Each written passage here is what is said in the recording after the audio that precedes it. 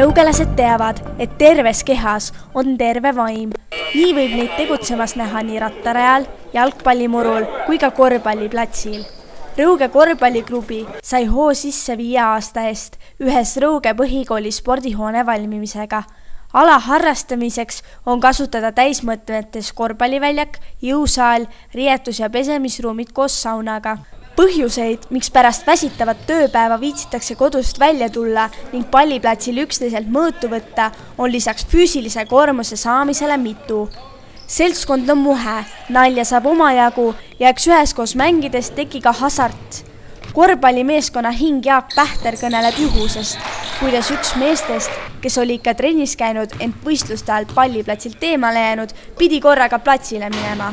Jaak jõudis öelda, et mine nüüd, kui mees keeras otsa ringi ning jooksis saalist välja. Rõuge korvpalliklubis mängib ka Eesti pikim korvpallur 2 meetri ja 17 sentimeetri pikkune Janar Purason.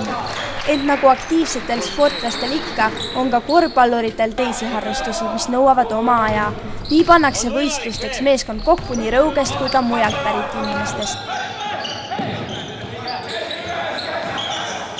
Teema see, et Rõuges on põhiliselt pallimängudest jalgpall ja jäähoki. Korvpalliga on natukese kehvem ja selle tõttu on sõbrad, kes tulevad meile appi. Tuttavad sõbrad, korvpallurid, kes siis mängivad meie koos. Käivad ka trennis. Natukene eelmist hooajast? Kui eelmist rääkides võib rääkida 3 eelmisest, et kui 2 aastat tagasi olime 7. järgmine kord olime 5. ja eelmine aasta olime 4. et nüüd on mille poole edasi minna. Tänavu mängivad rõugelased Võrumaa meistriliigas 7. ja 8. kohale. Ent tulemus polegi alati see kõige olulisem. Tähtis on see hea tunne, mille sportimisest saab.